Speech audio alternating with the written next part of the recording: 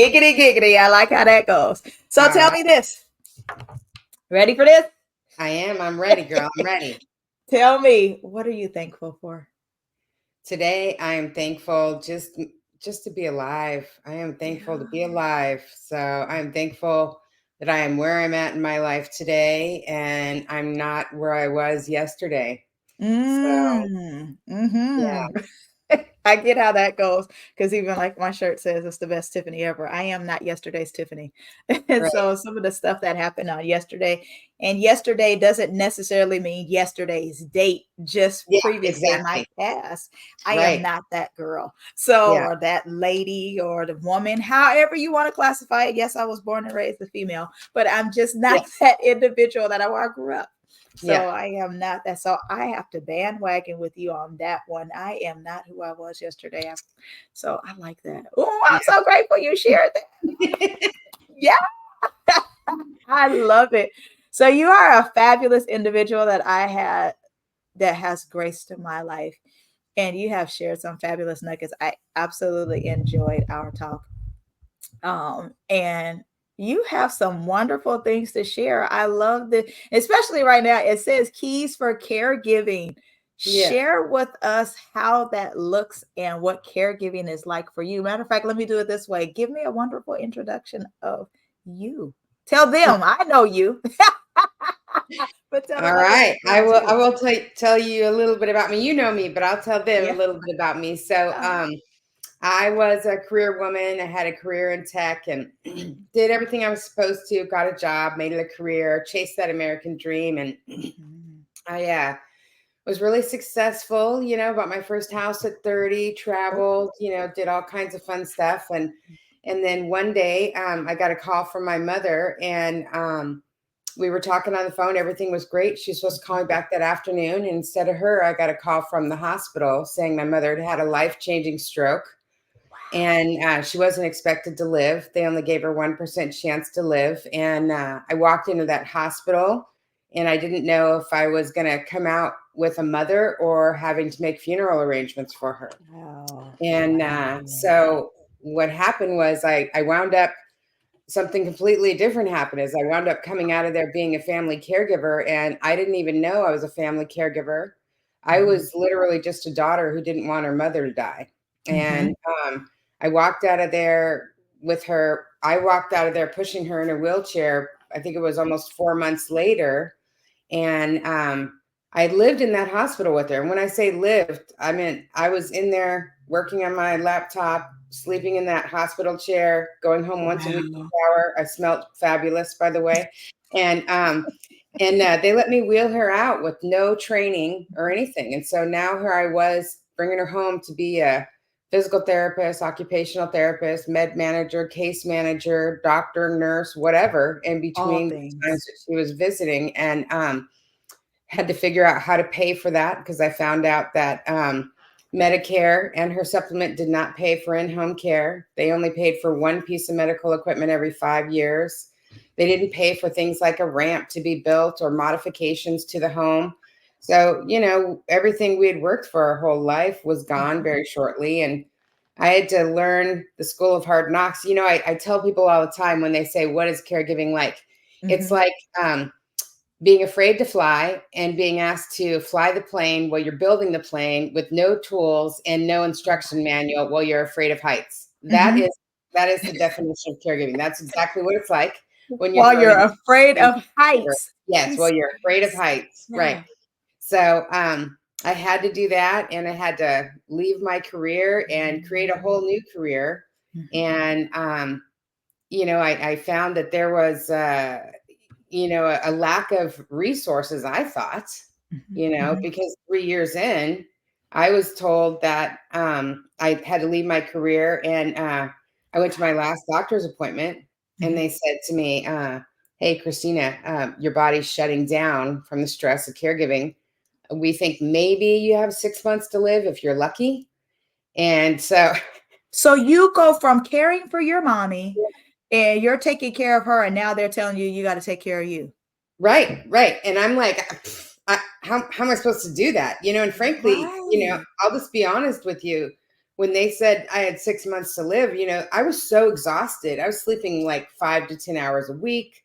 I was Oh, wait, emotionally pause, drained. pause. A Yes. week. A week, girl, a week, not a night, a week, a Because I'm week. like, we only need a few hours to sleep, Yeah, and I give yeah, me if you get a good 7, 6, 7, you all right. You said yeah, that for the a week. week, a week, and it was bad, and I Oh, you're was, irritated. yeah, Listen. it was hard, and I was Yeah. exhausted from being in survival mode. I was exhausted from the emotional toll of watching my mom decline, almost Mhm, having her die so many times. I mean, being constantly in an emergency. I mean, it wasn't mhm. even safe to drive down the road. I'd be driving her to the doctor's appointment, and she'd all of a sudden be having seizures, as I'm driving 60 miles an hour, and I'd have to control her seizures and be able to Yeah. pull over and be able to call 911. And I had to learn how to she choked one time. I had to figure out how to do the Heimlich while I'm driving and calling 911.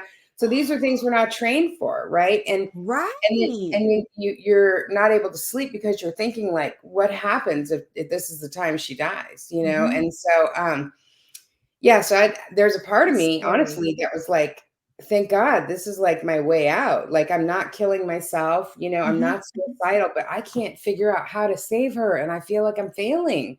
I feel like I'm Wow. failing all the time. And it's God's choice. He's Mhm, mhm, mhm. he's saying it's time, and Yeah. but it wasn't, he's the I just needed to change some things. And Yeah. I also had to remember I was my mother's daughter, right? You Mhm, don't give mhm. up, you put it into Okay. high gear, you figure it out. Okay. So she So taught you just to be tough and, "Hey, you gotta figure this thing. We ain't giving up. You gotta be right, tough." right, Oh, right. how did that translate for you? Because you're like, "Hey, this is enough." Or did you ever have that, "Yo, I'm over this." Like, "Hey, but I gotta be tough. I gotta tough it out." Right. How did that work? Or did it work for you like that? Well, yeah, as caregivers, a lot of times, I don't know how many times a day we're over it. You know what I Uh-huh. mean? But we love the person, we love that person. Yeah. And we keep showing up, and we're over it because not only because it's just so hard, but because we bring our loved ones into the doctors and the hospitals, and Mhm, we get blown off by the doctors in the hospital, mhm. especially if you're dealing with a senior, Yeah. it's like, oh, they just have anxiety. And it's like, no, it's not just anxiety. Mhm, But yeah, it's like you show up for love, and you show up because you're committed to making that last part of their life the best part of life. And you also mhm. know you're very, very clear Yeah. that these are your last moments with them. And whether it's Mhm. last moments of like 10 minutes or 10 years, you don't want to waste a minute. Wow. Oh, you just made a powerful statement, and you just said it so effortlessly. You show up for love. Hmm. Wow, that Yeah. is like an amazing thing. Like my mom, I had to go be her caregiver for a little while.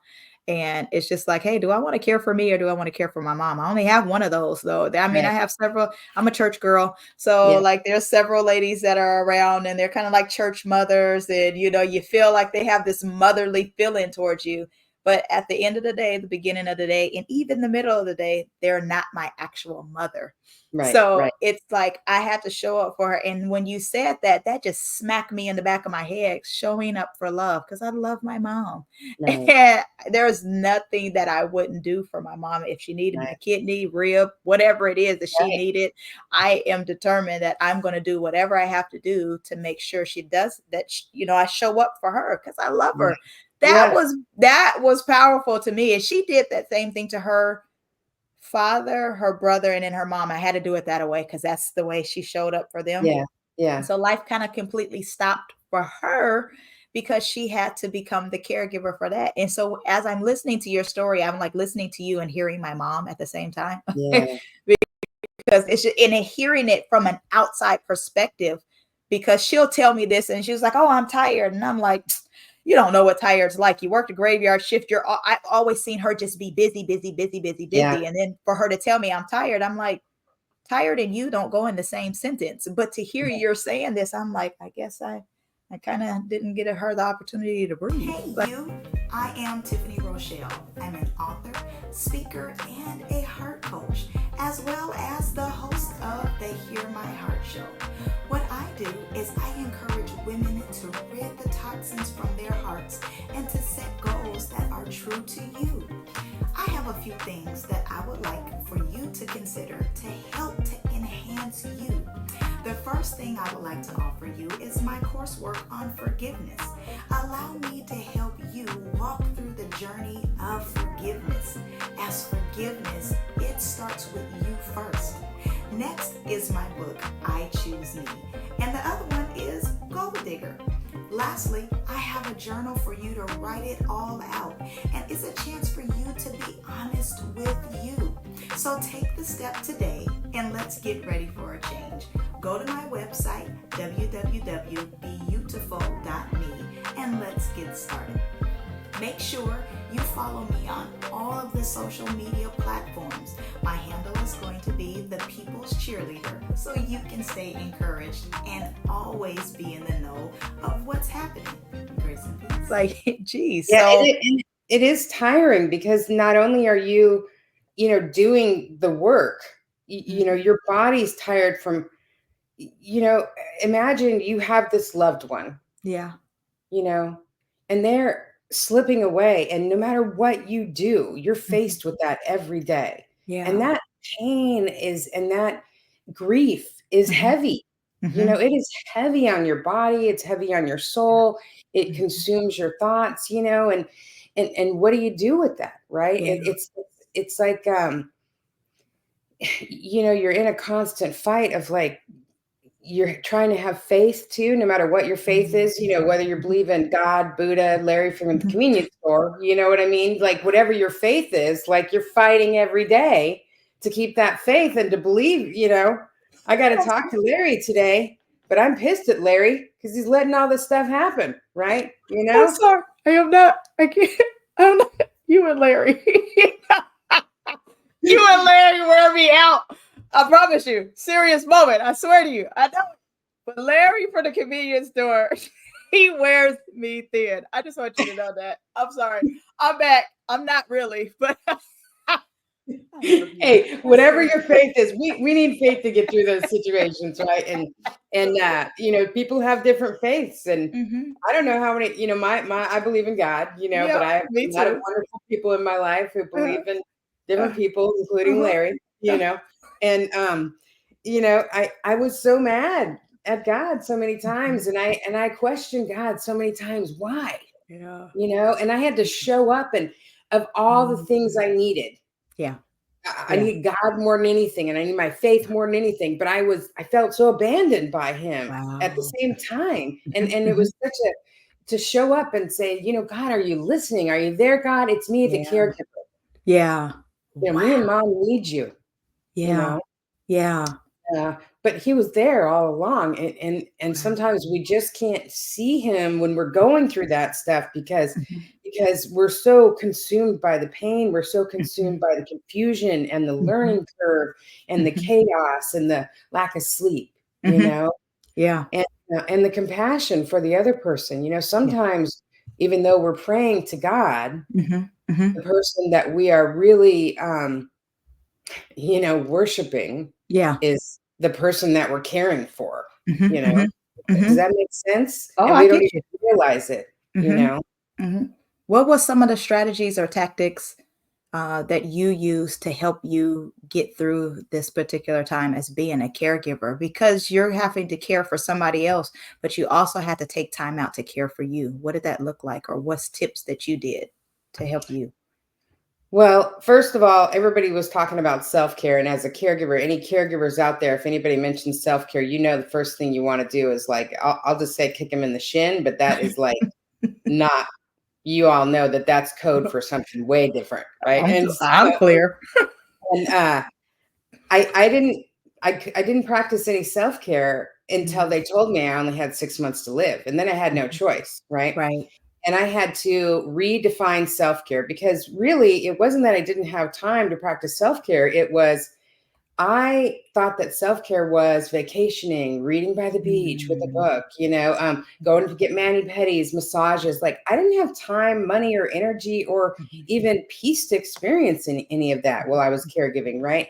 So I had to Mhm. redefine what is self-care now that my life is different, now that my Mm. financial situation is different, now that Mhm. my, anxiety level is different, right? Now that Right. my life is controlled by mom comes first, right? Mhm. Mhm. And so the first thing I had to do was start self-care with 30-second intervals. Like my first act of self-care was taking a blood pressure pill and texting a friend that I took it for 30 days. And I got that down. That was the only thing I committed to. Mhm. And Mhm. then again, I had gained a ton of weight. I was at like Mm. 350 pounds. My body was heavy with grief, Mhm. survival, trauma, everything. And I couldn't exercise, but I knew I needed to. Yeah. Next thing I did was I committed to for 30 days, every time I walked down the hall, just reaching my arm up to the ceiling, right? Mhm. Mhm. And then I committed to when I checked the mail, taking a deep breath and dropping my shoulders when I did it. So when Mhm. I got those things down, when I got the 30-second self-care things down, the baby steps, I went to 1 minute, I went to 2 minutes, I went to 5 minutes, and I just kept building on those baby steps. And once I did that, amazingly enough, I was able to, create a different life. And what I found in that journey was I really had time all along, Mhm. but I just was comparing it to my old life. And also, the only thing I really traded in was that shame and guilt and obsession of I'm doing it wrong, Mm. or what if I don't do it right, or the should, coulda, wouldas. I Mhm. traded in Mhm. the obsession for that for some Mhm. self-care time. Yeah. Wow. It's amazing that I see, as you were saying that, there was growth that happened because it just started with taking your blood pressure pill and texting somebody. So Mhm. I'm grateful that you had somebody to text and there was that level of accountability Yeah, and you started taking care of yourself because that's major. I right, think that is something that we can neglect because we always are so fixated upon taking care of and showing up for love, taking right. care of that individual that you forget to show love to ourselves. Yeah, And doing like the airlines is securing your mask first. So right. for me, that's major. Like, shoot, I need to take on that. And I mean, I'm not in my caregiving mode full time like I was a Yeah, few moments ago, but like I still have to be a caregiver for me. And that's right, major. Even just walking down the hallway and just, touching, so that's major, and that's just something that I think I might have to even incorporate into my day because just taking that moment of self-care for self, caregiving for me, right. that's like super major. Well, we all Jesus. all of us are like have busy lives, whether we're Sure. parents, whether we're entrepreneurs, whether we're, Mhm. wives, husbands, whatever. We all have busy lives. Yep. And Mhm. and even if we're retired or we're taking care of our Mhm. animals in our garden, right? Yep. So read if when you have changes in your life, no matter Mhm. what it is, a new Yeah. job change or whatever, you have to Mhm. redefine, your normal Mhm. and what your Mhm. self-care can be, Mhm. and incorporate stuff with baby steps. It's Right. like you can't be like, oh, I'm going to lose weight, I'm going to go to the gym 3 hours a week, can only eat broccoli and chicken, because you're just not Right. going to do it. You're setting Right. yourself up for failure. So Mhm. whatever it is, take those baby steps and reevaluate what can be my new normal now. Right. Did you ever feel like you lost yourself in the process of becoming a caregiver? Oh my God. Yeah. Yeah. I had Yeah. no idea. Like, when I ate, when I slept, when I showered, where I Mhm. worked, how much I worked, all of that, I Mhm. didn't know, I was gone. People would ask me, like, which I stopped going to the doctors, but situations for somebody to say, what's your birth date or social Mhm. security number when you're doing something, Mhm. litigious or something. I'd give them my mom's first because I would forget about me, or I wound up taking care of my ex-boyfriend after he had a stroke too. And, Mhm. it's like, who is Christina? I am the caregiver. Mhm. Like I am, and nobody would ask me anymore, how are you? They would say like, how's your mom? So Wow. why should I care about me? So Mhm. yeah, I completely lost myself, and I had to recreate that and find value in myself. And Mm. I had to learn how to be a little bit nicer to myself. Wow. So, Wow. So did you feel like you were just mistreating you? oh my God, yeah. I think about because I had to completely create a whole new life for me. I had Mhm, to create a mhm. whole new career. I had to create a whole new me, a whole new Okay. health regimen, like everything, Mhm, you know. I mhm. went from a 20-year relationship to being single. Like there were so many things I had to recreate, you 20 know. years is a long time. Yeah. Yeah. That's a Our long time. relationship didn't survive caregiving, you know. Okay. And so I think about like how mean I was to myself. And, you know, after a while, I kept, like I said, I kept asking God, why? Mhm. And then it was about 7 years in, and, you know, I had lost quite a bit of weight, gotten healthier, created a whole career. You know, I'm now a national speaker and Okay. advocate for family caregivers Good stuff. and businesses who cater to caregivers, you know, Okay. consult on what they should do. And I knew why, you Mhm. know, then I knew why it was. And I had to take a minute to say, how did I get here? Okay. And I Okay. had to say, you know, it was because of that really broken woman, Mm. that overweight woman who I hated, Mhm. and I was hoping God would just take, you know. Wow.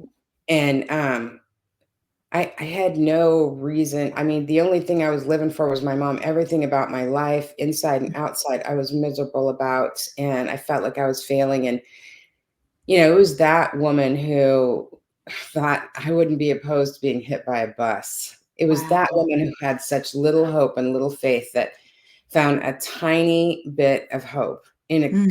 complete darkness. Okay. Take one tiny baby step and take Mhm. that blood pressure pill and text a friend, and Yeah. she's the one who saved my life, you know. Wow. And and I was so mean to her for so long. Mm. And you know, people say mean stuff to us and we're like, how can you do that? But we're Mhm. so mean to ourselves. And as women too, I mean, Mhm. I don't know, I don't know about men, but as women, Mhm. we are so mean to ourselves, and we have all accomplished so much. Mhm. Mhm. We have done Mhm. so much, and we've Mhm. overcome so much. And I mean, we've been mothers, we've been wives, we've been daughters, we've been, you know, we've been so much. And I don't know why we're so mean to ourselves, you know. So Wow. when I took a minute to like say thank you for saving my life to that broken woman who I was, you know, it changed a lot of stuff for me. And it also was a way for me to say thank you to, you know, my God also, Yeah.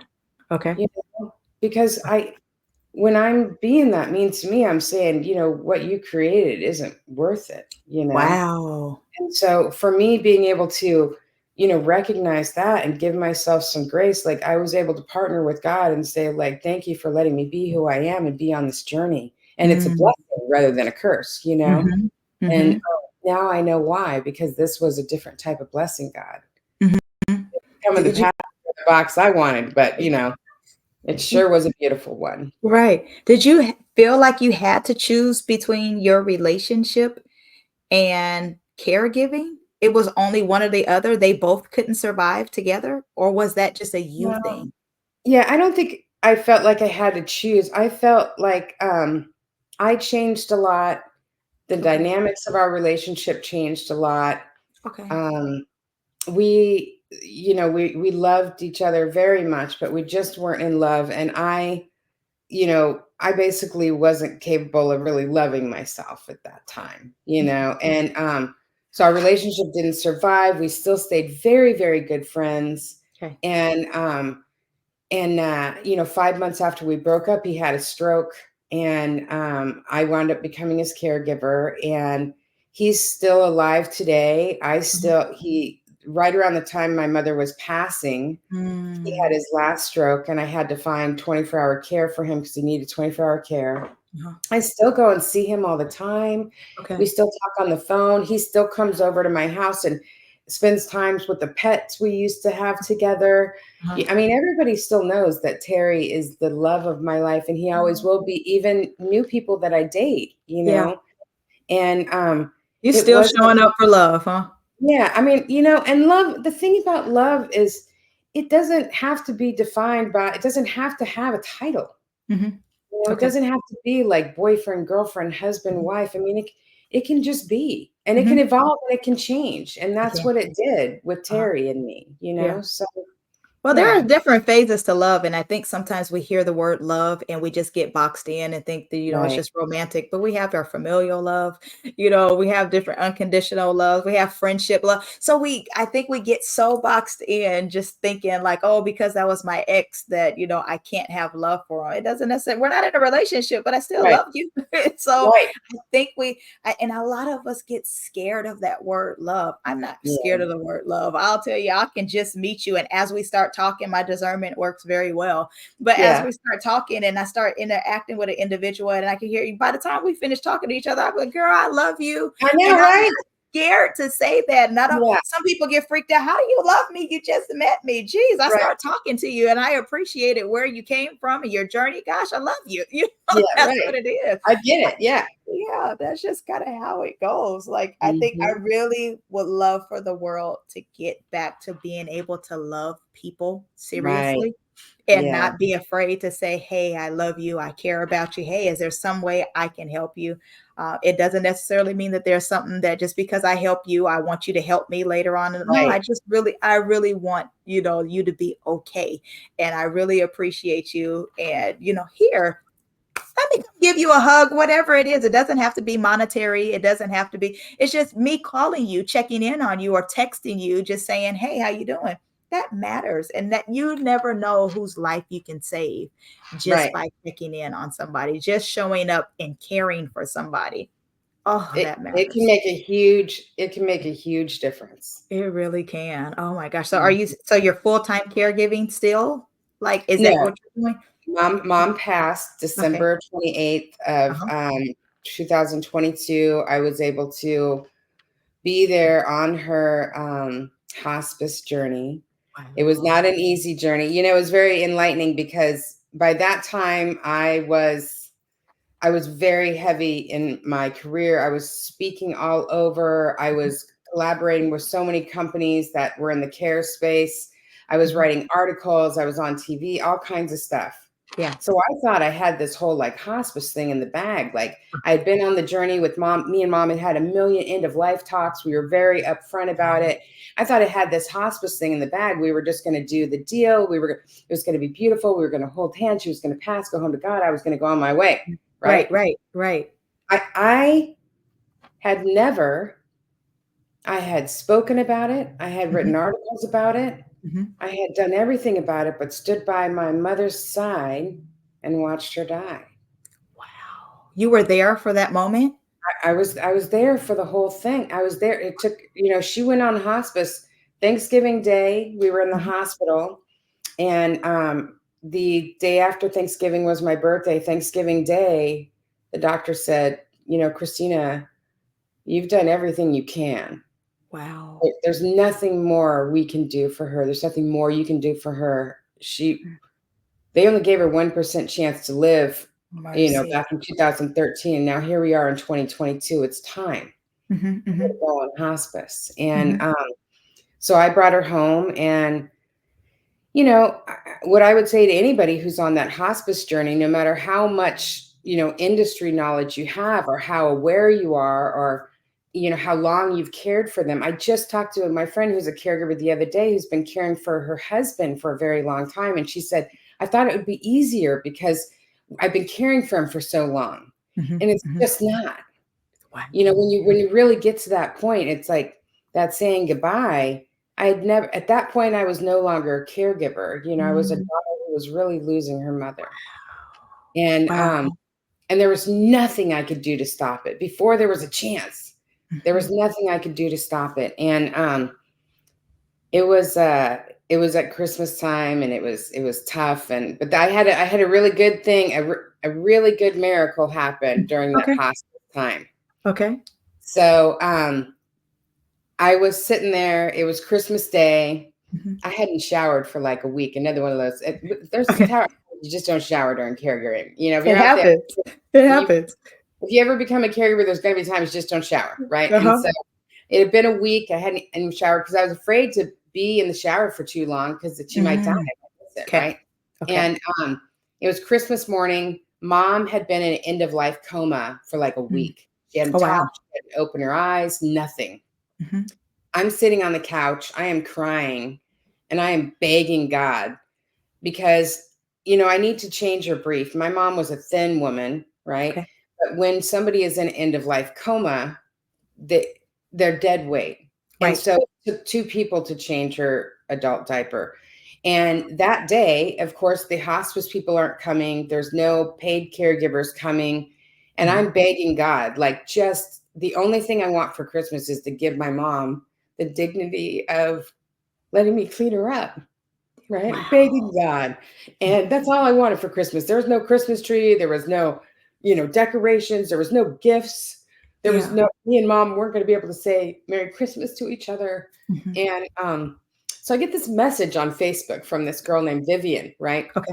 And Vivian wasn't like a friend. She was a very friendly woman who I knew in the community who had donated some items to the nonprofit I was running at the time. And about a month before, she had some stuff to donate, and I went over there, and her mother had passed, and my mom was just going on hospice. We had a moment, gave each other a hug. And for some reason, we didn't even have each other's phone number. She reached out on Christmas, which a lot of my friends were not really reaching out because death makes people scatter, right? No matter how much they love you, It can be scary. uncomfortable, right? And so she says, "Hey, how you doing?" And I'm like, "Well, what do you say, right? You don't want to be Debbie Downer on Christmas." Now she's got family over at her house, family's flown in, everything. She's like, "Are you?" I said, "I'm actually just trying to figure out how to change my mom's adult diaper, and nobody's working." And she's like, "Oh, I need to come over and help." I'm like, "Oh my God, no." Okay. I was like mortified that she even offered because I didn't even, I barely would even ask my best friend to, I mean, that's like, that's a lot to ask. And especially on Christmas, right? She's like, no, I can totally, and at this point, and she's like, "And are you going to have Christmas dinner?" I'm like thinking to myself, no, I'm not, I don't even know. No, you ain't even thinking about food. Right. I haven't even left the house, or even showered. Right. And so she's like, "No, please let me come over and help." Right. And so she comes over, and now my mom did not like new people coming over to her house. Right. So I'm like, "Thank you so much." Again, I look glorious. I smell glorious. Right. And she's always seen me in my professional look. And so we go into mom's bedroom, and Vivian's standing, at the end of the bed, and I'm standing inside of the bed, and I say, "Hey, Mom, this is Vivian. She's going to help me change it." And Mom is not responding. She's not opening her eyes. We get Mom cleaned up, get her all tucked back in bed, and then we leave the bedroom. We go in the kitchen. Now, for some reason, we're whispering, and I don't know why, because Mom was kind of hard of hearing anyways, and Mom hadn't spoken like a week, right? And she's telling me this story about how she had this dream that her mother had come to her mother who had passed recently, had come to her and said, "Baby girl, everything's going to be okay. Everything's going to be okay." And she's telling me about this dream, and she's tearing up, and I'm tearing up. And then all of a sudden, my mother in real life starts going, "Mom, Mom, Mom," which is what she used to call me when she was sick. Now she hasn't talked in a week. So we both dart in there, right? I'm in there. Freaking out, right? Because I'm thinking, Mom's awake, and Vivian's at the end of the bed. Now, remember, my mom has never met Vivian, doesn't know who she is. She hates new people. I go to the side of bed. I grab Mom's hand. "Mom, what is it? What is it?" My mother sits straight up. She looks straight at Vivian, doesn't even pay attention to me, even though I'm holding her hand. Right. Looks at Vivian and says, "Baby girl, everything's going to be okay. Everything's going to be okay, baby girl." What? And the my story mother she just was telling her you. eyes and went back to sleep, and she never spoke again. And me and Vivian went back into the kitchen, and we both just bawled. It's like the reason why my mother passed away a day and a half later, the reason why it was Vivian who reached out is because I was crying on the couch to God for a Christmas Day miracle during hospice. Yeah. And Vivian needed a Christmas Day miracle from her mother. And y'all both got it. And we both got a Christmas Day miracle that we could have never imagined. Oh, wow. And, that's beautiful. Now you about to make me cry. Yeah, it was a beautiful moment, Oh, that is beautiful. And like I said, my mom passed away, a day and a half later, and I was able to give her it was interesting because a lot of people were like, we didn't have any money. Mom didn't have life insurance, and my Okay. mom wanted a very specific, she wanted a lot of things, and a lot of people were like, you can just cremate her. She's not going to know. I'm like, I'm going to know. Mm-hmm. Mm-hmm. I'm Mm-hmm. going to know, Mm-hmm. and I was able to make all of those things happen. I had enough stuff around the house to sell, and I was able to give my mom a beautiful service and send her off in a beautiful, beautiful way. And Okay. that journey being a caregiver changed my life. Yeah. God's blessings, Larry's blessings come in many different ways, Sure. and I'm so grateful for that Yeah. journey. It was the hardest thing I've ever done, but I would do it again and again and again because I got to learn a whole new level of love. And I Mm-hmm. got to meet a, a whole new person that I Mm-hmm. am. I had no idea I could be who I am and go through what I've gone through and be as strong as I am. Yeah. And my mother was able to teach me so much, even from her wheelchair and her hospital bed. And I feel like I had a really big blessing in life Uh-huh. by getting to go through that. Oh, wow, that's amazing. What is the most powerful word that when we hear your name, what would you want us to always remember? Um, love. Yeah. Everything I do is for love. And to Wow. say thank you, to God for letting me have this life. Oh, that's amazing. You got me all teary-eyed over here, and I can't let any of them out. It's not that I can't, I just won't. Once this ends, I'm gonna become a ball of water. I promise you, I really will, because I just hearing this, I'm such a softie. As hard as I really am on the outside, and I portray to individuals, I am such a softie. And oh, you're going to make me get into my old crybaby bag. Yeah, we got to be over and done with this. This can't happen. How do we reach you? Because you're about to make this. Is no, it's not coming out. I'm gonna look up so it don't. So tell me this: how do we get a chance to reach you? That's how do someone get in contact with you? Well, I have a national text line Yeah, that anybody can text me on that's in the United States. It's yeah. 360-230-7736. Okay. Uh-huh. And my Mhm. my website's really easy. It's just christinakeys.com. And you can find all my socials there, YouTube, all that fun stuff. And if anybody out there is a caregiver, feel free to text me. If you got questions, I can hook you up with the right people. Yes, I do some caregiving coaching, but caregiver to caregiver, we're sisters and brothers, Mhm. so yeah. Christina, you are so amazing. You have so many keys to life. I love this key. You are an amazing individual. I am so glad that I Thank have the opportunity of meeting you and knowing who you are. You are amazing, and your heart is so phenomenal.